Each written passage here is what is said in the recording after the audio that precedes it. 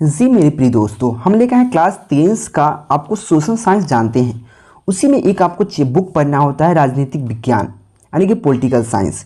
यानी कि social science में आपको 5 बुक पढ़ना होता है, एक इतिहास का, एक राजनीतिक शास्त्र का, एक भूगोल का, एक अर्थशास्त्र का, एक आपदा प्रबंधन का। ठीक है, उसी का एक चैप्टर होता है आपको राजनीतिक विज्ञान। तो राजनीतिक विज्ञान के टॉप 30 शॉर्ट क्वेश्चन लघुत्तरीय प्रश्न लेके आए हैं, यानी कि 30 को आप याद कर लीजिएगा। तो राजनीतिक विज्ञान से जो भी क्वेश्चन आपके बोर्ड एग्जाम में आता है, बिहार बोर्ड के एग्जाम में एक भी क्वेश्चन नहीं छूटेगा। तो 30 क्वेश्चन याद करने का प्रयास कीजिएगा। तो वही लेके आए 30 लघुत्तरीय प्रश्न उत्तर जो 2 मार्क्स से पूछता है। ठीक है, पॉलिटिकल साइंस का राजनीतिक विज्ञान का। ठीक है, ये आपको सोशल साइंस में मिलता है, सामाजिक विज्ञान में आपको पूछेगा 6 क्वेश्चन पूछेगा, 3 क्वेश्चन का जवाब देना होता है। उसी के लिए आपको 30 क्वेश्चन पढ़ लेते हैं, 30 क्वेश्चन याद कर लेते हैं तो आराम से आप अच्छा नंबर कर सकते हैं। तो चलिए वीडियो को शुरू करने का प्रयास करते हैं। फर्स्ट नंबर क्वेश्चन आपके सामने इस प्रकार से, बिहार के छात्र आंदोलन के मुख्य कारण क्या थे। सबसे पहला बात क्वेश्चन आता है, एक क्वेश्चन देखो 2020-2022 एग्जाम में पूछ रखा है, बिहार में छात्र आंदोलन का मुख्य कारण क्या थे। तो बिहार में छात्र आंदोलन का मुख्य कारण क्या था, यह क्वेश्चन कहा गया है। ये मोस्ट इंपोर्टेंट क्वेश्चन है, इसका डिफिनेशन बहुत सटीक देंगे, आपको टेंशन मत लीजिए। देखिए, सन 1974 में सबसे पहला बात आप याद रखिएगा, ऑब्जेक्टिव भी क्लियर हो जाएगा यहाँ से। ठीक है, कि छात्र आंदोलन कब हुआ था। छात्र आंदोलन 1974 में हुआ था। ठीक है, 1974 में हुआ था। छात्र आंदोलन किसने कराया था, तो जयप्रकाश नारायण ने कराया था। ठीक है, तो याद रखिए 1974 में बिहार के लोकनायक। और एक और क्वेश्चन, बिहार में चाहे भारत में लोकनायक के नाम से किसे जाना जाता है, तो जयप्रकाश नारायण को, याद रखिएगा। ठीक है, सन 1974 में बिहार में लोकनायक जयप्रकाश नारायण के नेतृत्व में छात्र आंदोलन हुआ। छात्र आंदोलन हुआ जिसे संपूर्ण क्रांति का नाम दिया गया, जिसे संपूर्ण क्रांति का नाम दिया गया। यानी कि जो छात्र आंदोलन हुआ ना, उसको संपूर्ण क्रांति के नाम से जाना जाता है। और ये संपूर्ण क्रांति क्लास 12 में जाइएगा ना, तो आपको हिंदी में पढ़ने को मिलता है एक चैप्टर। क्लास 12 की हिंदी में आपको 3rd चैप्टर पढ़ना होता है संपूर्ण क्रांति। अगर आपके भैया पढ़ते होंगे तो पूछिएगा एक बार कि भैया आपको 12th क्लास की हिंदी में आपको संपूर्ण क्रांति पढ़ना है। हाँ बोलेंगे हाँ, क्योंकि संपूर्ण क्रांति वही है। क्योंकि संपूर्ण क्रांति क्या है, वही है, यानी संपूर्ण क्रांति जो छात्र आंदोलन हुआ था उसी का नाम दिया गया था। तो याद रखिएगा 1974 में क्या कहा, 1974 में बिहार के लोकनायक जयप्रकाश नारायण के नेतृत्व में छात्र आंदोलन हुआ जिसे संपूर्ण क्रांति का नाम दिया गया। इस आंदोलन का मुख्य कारण बिहार में बढ़ती बेरोजगारी, महंगाई, भ्रष्टाचार था। यानी कि जो भ्रष्टाचार हो रहा था बिहार में कांग्रेस द्वारा, ठीक है, कांग्रेस सरकार के द्वारा बिहार में भ्रष्टाचार हो रहा था, साथ में बेरोजगारी बढ़ रहा था, भुखमरी हो रहा था, महंगाई बढ़ रही थी। इसी को लेकर जयप्रकाश नारायण ने एक छात्र संघ का गठन बनाया, छात्रों के द्वारा गठन बनाया और आंदोलन करना शुरू कर दिया। और आंदोलन इतना बढ़ गया कि वो छात्र आंदोलन का रूप धारण कर लिया। ठीक है, तो सन 1974 में बिहार के लोकनायक जयप्रकाश नारायण के नेतृत्व में छात्र आंदोलन हुआ जिसे संपूर्ण क्रांति का नाम दिया गया। ठीक है, इस आंदोलन का मुख्य उद्देश्य, मुख्य कारण क्या था। ठीक है, मुख्य कारण बिहार में बढ़ती बेरोजगारी, महंगाई और भ्रष्टाचार था। इस आंदोलन का मुख्य कारण भारत में सच्चे लोकतंत्र की स्थापना करना था। यानी कि जो लोकतंत्र था, हमारा लोकतंत्र जो है हमारे राज्य मतलब हमारे देश में, इसमें क्या होता है, जो नेता जीतता है अपना काम करना शुरू कर देता है, अपना रुआब जमाना शुरू कर देता है। ठीक है, तो इससे बचना है। तो इसका मुख्य कारण क्या था, सच्चे लोकतंत्र की, ईमानदार लोकतंत्र की स्थापना करना भारत में था। ठीक है, कांग्रेस सरकार के तानाशाह शासन को, देश को बचाना था। यानी कि जो कांग्रेस सरकार जब बनता था, कांग्रेस का सरकार जब बनता था तो वो तानाशाह करता था। ठीक है, अपना मनमर्जी करता था, उसको रोकना था बस। ठीक है, यहाँ पर राजनीतिक पढ़ रहे हैं तो थोड़ा राजनीतिक तो जानना जरूरी है ना। तो कांग्रेस उस टाइम क्या तानाशाह करता था, उसको रोकना, उससे बचाना था। तो छात्र आंदोलन का मुख्य कारण क्या था, समझ गए कि 1974 में बिहार के लोकनायक जयप्रकाश नारायण के नेतृत्व में छात्र आंदोलन हुआ जिसे संपूर्ण क्रांति का नाम दिया गया। इस आंदोलन का मुख्य कारण बेरोजगारी, महंगाई, भ्रष्टाचार था। इस आंदोलन का मुख्य कारण क्या था, भारत में सच्चे लोकतंत्र की स्थापना करना तथा कांग्रेस सरकार की तानाशाही शासन से देश को बचाना था। सिंपल क्वेश्चन है, मोस्ट इंपोर्टेंट क्वेश्चन है। नेक्स्ट क्वेश्चन आपके सामने, आतंकवाद लोकतंत्र की चुनौती है कैसे। मोस्ट इंपोर्टेंट क्वेश्चन है कि आतंकवाद लोकतंत्र की चुनौती है कैसे। देखिए, आतंकवाद लोकतंत्र के लिए बहुत बड़ी चुनौती है। क्यों है, यह देश की एकता और अखंडता के लिए बहुत ही खतरनाक है। बिल्कुल सही बात है, आतंकवाद जो है हमारे देश की अखंडता, एकता के लिए बहुत बड़ी खतरनाक है। ठीक है, किसी को किडनैप कर सकता है, कुछ भी कर सकता है, ठीक है। तो आतंकवाद लोकतंत्र के लिए बहुत बड़ा चुनौती है, यह देश की एकता और अखंडता के लिए बहुत बड़ा खतरा है। किसी भी लोकतंत्र में आतंकवादी दुर्घटनाओं के होने से वहाँ के विकासात्मक कार्यों या यहाँ पे जन कल्याणात्मक कार्य जो होता है, यहाँ पे योजनाओं को यहाँ पे चलने में क्या होती है, कठिनाई उत्पन्न होती है। जैसे कि देखिए, अब बाय द केस आपको आतंकवाद, आप कोई नेता है, ठीक है, अब आकर गोली भिड़ा देगा, कहेगा काम ही नहीं होगा, बंद कर काम, तो बंद कर दीजिएगा भाई, डर है ना।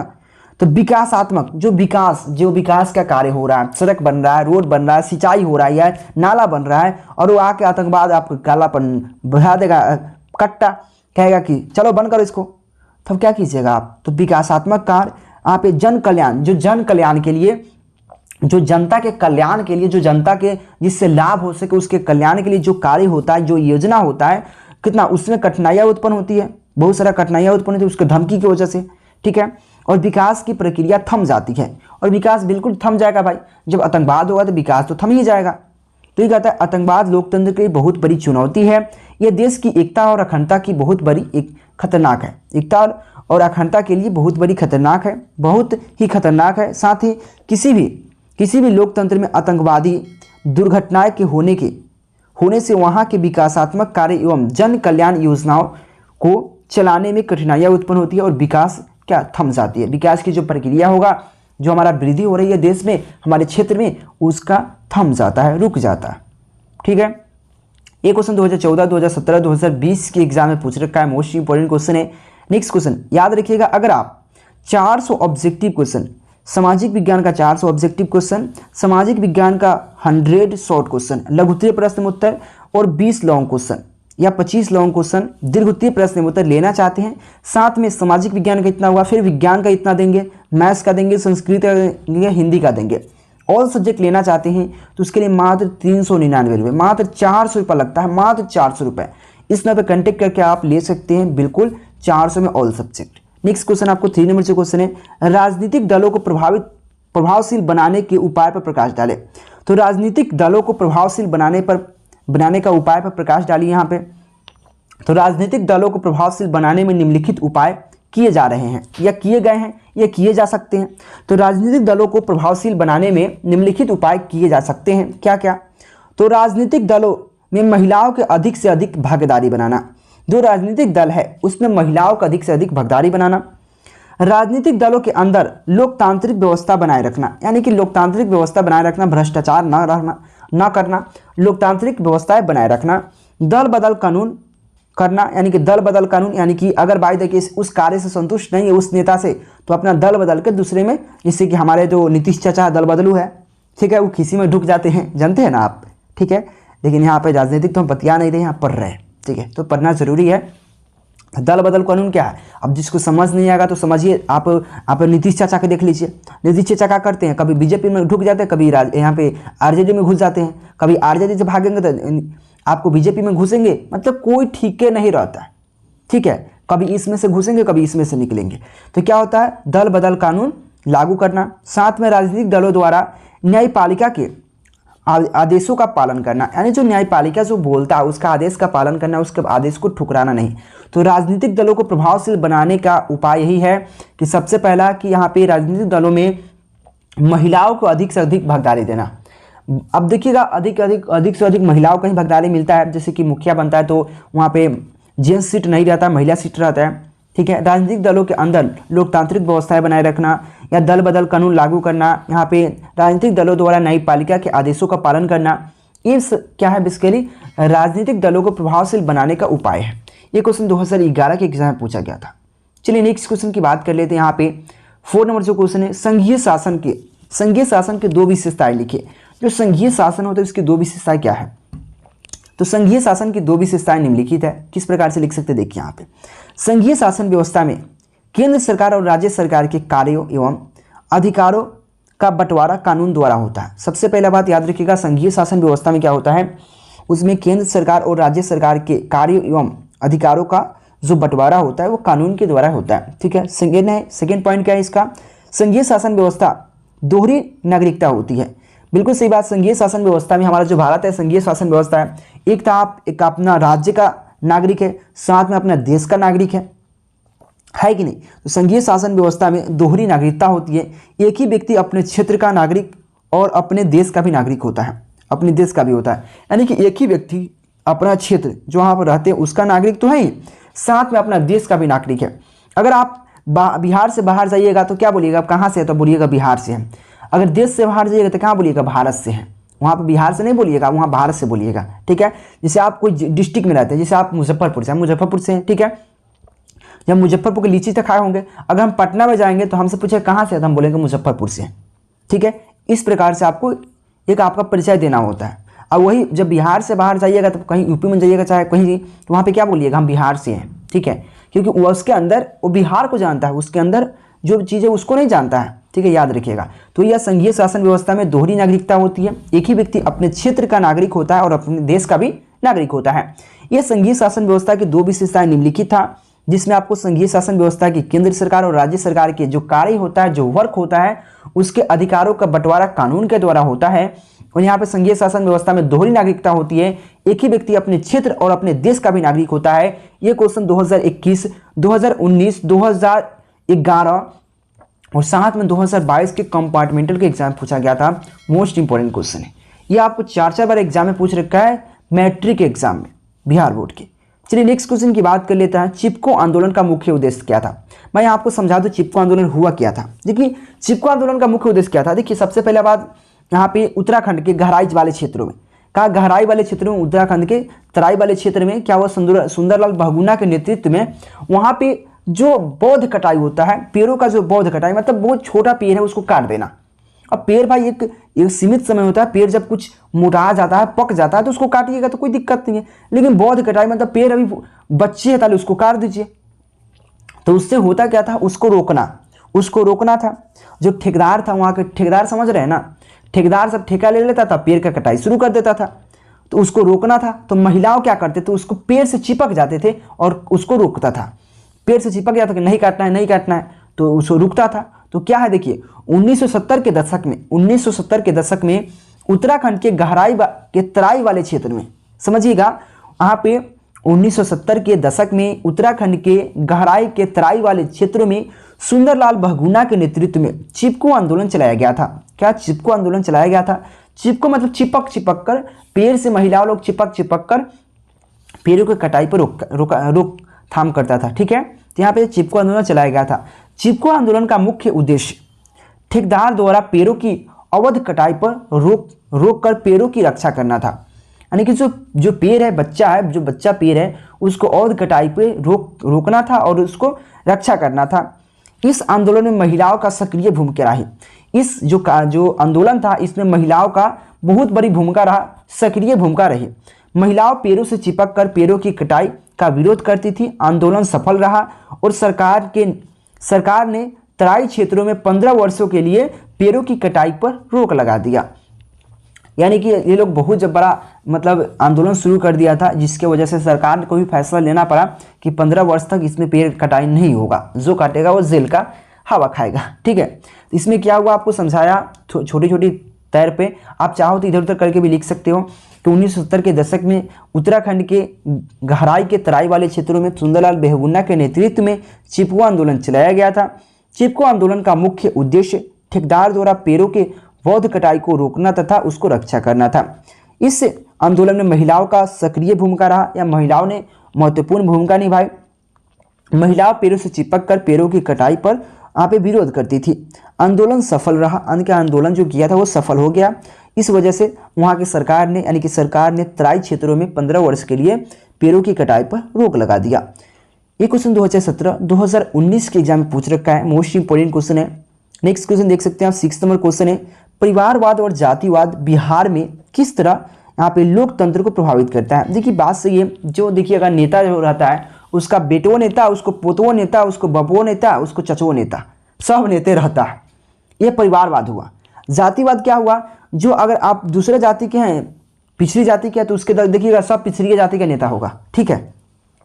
यानी कि जातिवाद और परिवारवाद बिहार में किस तरह लोकतंत्र को प्रभावित करता है। और ज़्यादातर बिहार में देखिएगा, बिहार में तो क्या होता है, जिसके घर में एक नेता होगा ना उसके घर में टोटल नीति वही होता है, टोटल का टोटल नीति रहता है कि नहीं? बिल्कुल रहता है। तो ये कहता है बिहार में परिवारवाद और जातिवाद का बोलबाला रहा है। बिल्कुल बात सही है कि बिहार में जातिवाद और परिवारवाद का बहुत बड़ा बोलबाला रहा है। ठीक है, यहाँ पे प्रमुख राजनीतिक तथा प्रशासनिक पदों पर, प्रमुखता जो होता है राजनीतिक और प्रशासनिक पदों पर क्या होता है कि अगर एक सरकारी नौकरी अगर कर रहा है, ठीक है, और अगर उसका भाई भी करना चाहता है तो बस वो भी करवा देगा उसमें।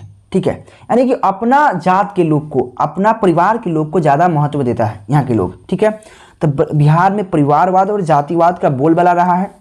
प्रमुखता क्या है कि इसमें राजनीतिक तथा प्रशासनिक पदों पर अपने सगे संबंधियों को बैठाना परिवारवाद है। यानी कि अपने सगे संबंधियों को बैठाना, जैसे कि आपको मामा है और आप नौकरी कर रहे हैं या आप नेता बन गए, अरे चलो मामाओं को नौकरी करा देते, क्या दिक्कत, हमारे हाथ में सब चीज़ है। यानी कि उसके अगर नेता बन गया तो मतलब वो अपने परिवार के लोग को सबका कल्याण सोचेगा, दूसरे का कल्याण होके या ना होके, जनता जाए भाड़ में, उससे क्या मतलब, अपना काम बनता जान भाड़ में जाए जनता। आप सुने होंगे ना, वही बात है कि अगर आप जीत गए तो वो अपना परिवार का सोचेगा, सबका नौकरी लगा दे। ठीक है, तो ये कहता है यहाँ पे कि प्रमुख राजनीतिक और प्रशासनिक पदों पर अपने सगे संबंधी, मतलब अपना सगा जो संबंधी होता है उसको क्या करना है, सगे संबंधियों को बैठाना परिवारवाद है। उसी प्रकार न्याय अन्याय को विचार किए बिना अपने जाति को पक्ष लेना, दूसरे जाति के विकास करना जातिवाद है। देखिए जातिवाद में क्या होता है, जैसे कि अब कोई झगड़ा हो गया आपके गांव में, बाय द केस BC1 या पिछड़ी जाति का कोई मुखिया बन गया, समझने का प्रयास कीजिएगा, समझिएगा, यहाँ पे कोई अपने दिल पर नहीं लीजिएगा। ठीक है, अपने जाति में कोई, चाहे हमारे गांव में देखिए कोई मतलब अपना जाति के क्या करता है, वो मुखिया है। ठीक है, मान गए गुप्ता जी मुखिया है, मान गए कोई, और वो क्या करेगा, जाएगा कहीं भाषण करने या कोई झगड़ा झंझट हो गया, तो अपना जाति का झगड़ा हुआ और एक दूसरा जाति का, तो क्या करेगा वहाँ पे, अपने जाति का गलत हो या सलत हो, अपने जाति को बचाना सोचेगा कि भाई हमारे जात है, हमारे भाई ब्रदर है, उसको बचाते हैं, चाहे गलती का है ना इसी का हो। वही कहता है न्याय और न्याय के विचार किए बिना, भाई ये नहीं देखेगा कि गलती किसका है, न्याय और न्याय का विचार किए बिना अपने जातियों का पक्ष ले लेता है और दूसरे जाति को मतलब एथी कर देता है। ठीक है, और उस पर दोष लगा देता है। वही कहे न्याय और अन्याय का विचार किए बिना अपने जाति को पक्ष लेना, दूसरे जाति के विकास करना जातिवाद है। ठीक है, दूसरे जाति को विरोध करना या उस पर मतलब कलंक लगा देना क्या जातिवाद है। बिहार में ये दोनों बातें हावी रही है। बिल्कुल सही बात है, बिहार में ये दोनों बात, परिवारवाद और जातिवाद हावी रही है, पूर्णतः हावी रही है, जिससे बिहार के लोकतंत्र प्रभावित हुआ है और बड़े बड़े जाति दंगे भी हुए हैं। बिल्कुल सही बात है कि बड़े बड़े इसी वजह से जातीय दंगे हुए हैं। देखिएगा एक जाति से झगड़ा होगा ना तो सब जात एक हो जाएगा। ठीक है, और दूसरे तरफ से सब जात एक हो जाएगा और दंगा शुरू कर देता है, तो और बड़े बड़े जातीय दंगे भी देखने को मिला है। यहाँ पे उच्च नीच, छुआछूत, यहाँ पे छूत अछूत, अगली जाति, पिछली जाति आदि के रूप में बिहार के जातियों को विभाजित कर राजनीतिक लाभ प्राप्त किए गए हैं। यह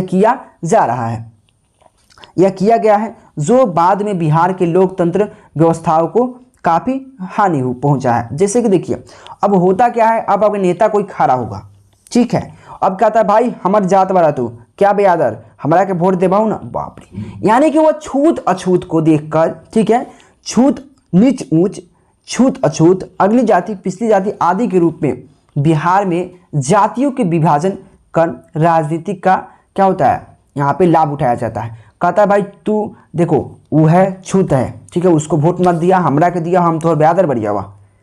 ऐसे होता है कि नहीं, बात बिल्कुल होता है ना। अगर आप है तो उसमें सोचिएगा, आप यादव जी है तो आप कहिए कथी, देखा यादव भाई हमको सब वोट दिया, वो ओकरा के मत दिया, ठीक है, वो हमारे कुशवाहा भाई है, ओकरा के वोट मत दिया। मतलब इस प्रकार से मतलब जातिवाद होता है, ठीक है, यहाँ पे बिहार में ये तो हावी ही रहता है। तो ये कहती नीच ऊंच, छूत अछूत या अगली जाति, पिछली जाति आदि के रूप में बिहार में जातियों का विभाजन कर राजनीति का लाभ प्राप्त किया गया है, जो बाद में बिहार के लोकसभा या लोकतांत्रिक व्यवस्थाओं को काफ़ी हानि हुआ है। यह था क्या बस करी परिवारवाद और जातिवाद। मैं एक लाइन में पढ़ने का प्रयास करता हूँ, समझने का प्रयास कीजिएगा, इसलिए बोलता हूँ PDF नोट्स लीजिए और डायरेक्ट याद करने का प्रयास कीजिए। देखिए बिहार में परिवारवाद और जातिवाद का बोलबाला रहा है। प्रमुख राजनीतिक और प्रशासनिक पदों पर अपने सगे संबंधियों को बैठाना परिवारवाद है।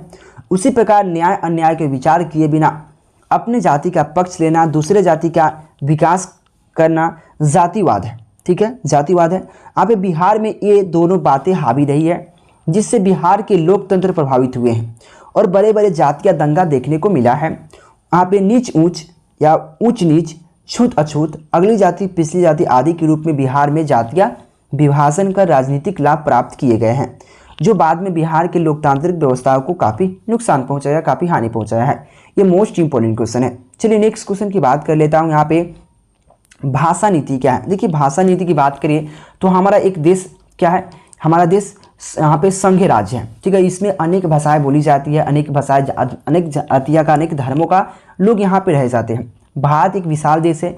भारत में 114 भाषा बोली जाती है, 114 भाषा बोली जाती है, याद रखना। ठीक है, 114 भाषा बोली जाती है। भाषा की इस कठिनाइयों को दूर करने के लिए भारत सरकार ने एक भाषा नीति बनाई। इसके अनुसार हिंदी को राष्ट्रीय भाषा घोषित किया गया। क्या किया गया? हिंदी का राष्ट्रीय भाषा घोषित किया गया। यानी कि जो भारत में इतना भाषा बोली जाती है, भाई एक भाषा तो होना चाहिए ना भाई, हमको वो बोलना है। तो याद रखिएगा, भारत एक विशाल देश है। भारत में 114 भाषा बोली जाती है। इसी भाषा को, मतलब भाषा को, इसी कठिनाइयों को दूर करने के लिए भारत सरकार ने एक भाषा नीति बनाई। इसके अनुसार हिंदी भाषा को क्या राष्ट्रीय भाषा घोषित किया गया। परंतु हिंदी के साथ साथ सरकारी कार्य में जो कार्यक्रम होता है या सरकारी कार्यों में अंग्रेजी का भी प्रयोग किया जाता है, ताकि गैर हिंदी भाषी जो हिंदी नहीं बोलते हैं, जो अदर भाषा बोलते हैं, ठीक है, गैर हिंदी भाषी राज्य के लोगों की कठिनाइयाँ ना हो।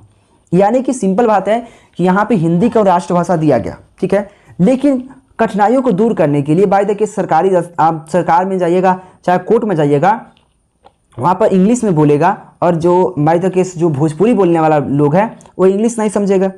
ठीक है, और कुछ आ जाएगा यहाँ पे, जैसे कि बात करते हैं चेन्नई के लोग आ जाएगा, बेंगलोर के लोग आ जाएगा, वो सबको हिंदी तो आता नहीं है, तो उसको कैसे होगा? तो आपको हिंदी बोल के समझाएगा और उसको इंग्लिश में बोल के समझाएगा। इसलिए कुछ राज्यों में यहाँ पे क्या किया जाता है, कुछ राज्यों में इसको कठिनाइयों को दूर करने के लिए इसका इंग्लिश का भी प्रयोग किया जाता है। तो भारत एक विशाल देश है जहाँ पे 114 भाषा बोली जाती है। भारत भाषा को, इसी कठिनाइयों को दूर करने के लिए भारत सरकार ने भाषा नीति बनाई है, जिसके अनुसार हिंदी को राष्ट्रभाषा घोषित किया गया है। परंतु हिंदी के साथ साथ सरकारी कार्य में अंग्रेजी का भी उपयोग किया जाता है, ताकि गैर हिंदी भाषी को लोगों को कठिनाइयाँ न हो। ये क्वेश्चन 2012 और 2016 के एग्जाम में पूछा गया था।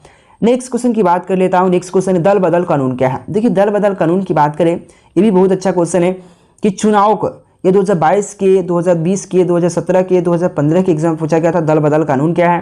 देखिए चुनाव के समय या अनेक अवसरों पर एक दल के लोग वहाँ पे पाला बदल कर दूसरे दलों में चले जाते हैं। जैसे नीतीश चाचा के देख लीजिए, चुनाव जब होता है तो बीजेपी में सर जाएगा, जब चुनाव जीत जाता है तो कांग्रेस में सर जाएगा, कभी कांग्रेस में सर जाएगा, कांग्रेस जीत जाता है तो फिर उससे भागकर बीजेपी में सर जाएगा। मतलब यह दल बदल हुआ, दल को बदल लेना, पाला बदल लेना, इसी को दल बदल बोलते हैं। ठीक है, तो चुनाव के समय या अनेक अवसरों पर एक दल के लोग पाला बदलकर दूसरे दलों में चले जाते हैं, इसे दल बदल कानून कहते हैं। दल बदल को रोकने के लिए यहाँ पे संविधान संशोधन द्वारा भारतीय यहाँ पे संसद ने जो कानून बनाया उसे दल बदल कानून कहते हैं। यानी कि इसको रोकने के लिए, दल बदल कानून को रोकने के लिए संविधान संशोधन द्वारा भारतीय संसद ने, जो भारतीय संसद है, भारतीय संसद ने जो कानून बनाया है उसे ही दल बदल कानून कहते हैं। ये बहुत ईजी क्वेश्चन है। दल बदल कानून क्या है? कि चुनावों के समय या अनेक अवसरों पर एक दल के लोग दूसरे दलों में अपना पाला बदल कर चले जाते हैं, जिसे दल बदल कानून कहते हैं। ठीक है, दल बदल को रोकने के लिए संघीय व्यवस्था या संविधान संशोधन द्वारा भारतीय संसद ने जो कानून बनाया है उसे दल बदल कानून कहते हैं। मोस्ट इंपोर्टेंट क्वेश्चन है। नेक्स्ट क्वेश्चन 9 नंबर क्वेश्चन आपके सामने। क्वेश्चन क्या है? ग्राम पंचायत के विभिन्न अंगों का वर्णन करें। तो ग्राम पंचायत के विभिन्न अंग क्या है? यह क्वेश्चन कहा गया कि विभिन्न अंग क्या है ग्राम पंचायत का। देखिए ग्राम पंचायत के विभिन्न अंग में मुखिया, ग्राम सभा, ग्राम रक्षा दल तथा ग्राम कचहरी आते हैं। क्या क्या आया कि ग्राम पंचायत के मुख्य अंग कौन कौन है? एक तो मुखिया होता है, एक ग्राम सभा होता है, एक ग्राम रक्षा दल होता है, एक ग्राम कचहरी होता है। मुखिया ग्राम पंचायत का प्रधान होता है। मुखिया ग्राम पंचायत का, कोई भी पंचायत का प्रधान होता है। मुखिया की सहायता के लिए एक उप मुखिया होता है। ग्राम रक्षा, ग्राम सभा ग्राम पंचायत की यहाँ पे व्यवस्थापिका होती है, व्यवस्थापिका है, जिसमें ग्राम पंचायत के 18 वर्ष या उससे अधिक उम्र वाले इसके सदस्य होते हैं। उम्र वाले सभी व्यक्ति इसके सदस्य होते हैं। ग्राम रक्षा दल ग्राम पंचायत की पुलिस व्यवस्था होती है, जिसमें 18 वर्ष से लेकर 30 वर्ष की आयु तक के लोग इसके सदस्य होते हैं। और ग्राम कचहरी ग्राम पंचायत का न्यायालय होता है। जो ग्राम कचहरी होता है ग्राम पंचायत का न्यायालय होता है। ये इतना डिफिनेशन सटीक है, आप सोच नहीं सकते, सिंपल है। देखिए ग्राम पंचायत का जो प्रमुख अंग होता है मुखिया, ग्राम सभा, ग्राम रक्षा दल और ग्राम कचहरी होता है। मुखिया ग्राम पंचायत की क्या होता है, प्रधान होता है। मुखिया के लिए एक सहायता के लिए एक उप मुखिया होता है। ग्राम सभा क्या है, ग्राम सभा ग्राम पंचायत की क्या व्यवस्थापिका है, जिसमें क्या होता है, ग्राम पंचायत के 18 वर्ष से अधिक लोग जो होते हैं उसके सदस्य होते हैं, या 18 से अधिक या 18 वर्ष, ठीक है, उसके सदस्य होते हैं। ग्राम रक्षा दल ग्राम पंचायत की पुलिस व्यवस्था होती है, जिसमें क्या होता है 18 वर्ष से अधिक, 18 वर्ष से लेकर 30 वर्षों तक की वायु के लोग उसमें के सदस्य होते हैं। और ग्राम कचहरी क्या होता है, ग्राम पंचायत के न्यायालय होता है। ये क्वेश्चन 13, 16, 20 की एग्जाम में पूछा गया था। नेक्स्ट क्वेश्चन देख सकते हैं यहाँ पे। नेक्स्ट क्वेश्चन क्या है, 10 नंबर क्वेश्चन है। यहाँ पे सत्ता में सरदारी से आप क्या समझते हैं। तो सत्ता में सरदारी की बात कर रहे हैं, सत्ता में सरदारी से आप क्या समझते हैं। देखिए सत्ता में सरदारी का अर्थ समाज के सभी वर्गों को शासन में भागीदारी बनाना। सत्ता के सरदारी द्वारा समाज के सभी वर्गों को सत्ता का भागीदारी बनाने से यहाँ पे उसका क्या होता है, समावेशी विकास होता है तथा क्या होता है, आंदोलन एवं क्रांति की संभावना नहीं होती है। देखिए सत्ता में सरदारी की समझ लीजिए, जो मान के जी यहाँ पे सरकार एक मंदिर है, उसमें सबका हक है भाई, चाहे अगला जाति हो चाहे पिछला जाति हो। वही पर सत्ता में सरदारी का अर्थ हुआ समाज के सभी वर्गों को शासन में भागीदारी बनाना। जो शासन है उसमें सभी का भागीदारी है भाई, कोई यहाँ पे एक सरकारी फील्ड है उसमें सबका भागीदारी है। तो ये सत्ता में सरदारी का अर्थ हुआ समाज के सभी वर्गों को, चाहे कोई भी वर्ग हो, क्या हुआ, समाज के सभी वर्गों को शासन में भागीदारी बनाना। सत्ता की सरदारी द्वारा समाज के सभी वर्गों को यहाँ पे सत्ता का भागीदार बनाने से उसका क्या होता है, समावेशी विकास होता है, यानी कि सभी का विकास होगा, समाज का विकास होगा, समाज का कल्याण होगा, समाज का विकास होता है तथा आंदोलन एवं क्रांति की संभावना नहीं रहता है। यानी कि बाई तक किस आंदोलन भी नहीं होता है, क्रांति की व्यवस्था नहीं होती, सभी आप एक दूसरे से खुश रहते हैं। तो इस वीडियो में 10 क्वेश्चन आए हैं, क्योंकि हर वीडियो में आपको 10 क्वेश्चन देने का प्रयास करेंगे। जो भी क्वेश्चन था मोस्ट इंपोर्टेंट क्वेश्चन था। प्लीज़ चैनल को सब्सक्राइब जरूर कर लीजिएगा, टेलीग्राम ज्वाइन कर लीजिएगा, लिंक डिस्क्रिप्शन में है, और दोस्तों को जरूर शेयर कीजिएगा। समझ नहीं आया तो कमेंट जरूर कीजिएगा। जो भी दोस्त है उसको बुलाइए कि केकेजी स्टडी पर रोज क्लासेस चल रहा है 10th का डेली, और हर चलेगा, ऑब्जेक्टिव सब्जेक्टिव सब चीज़ का चलेगा, ऑब्जेक्टिव ऑल सब्जेक्ट चलेगा। प्लीज़ चैनल को सब्सक्राइब कर लीजिएगा। चलिए थैंक यू। केकेजी क्लासेस याद कर लीजिए, गूगल ओपन करना है, केकेजी क्लासेस सर्च करना है। सर्च करते ही कुछ इस प्रकार से इंटरफेस आएगा, इसको ओपन करना है। ओपन करने के बाद कुछ इस प्रकार से इंटरफेस आएगा। Class 12th 10th PDF Qs question bank model says news, यहाँ से आकर पढ़ सकते हैं और अच्छे मार्क्स उठा सकते हैं।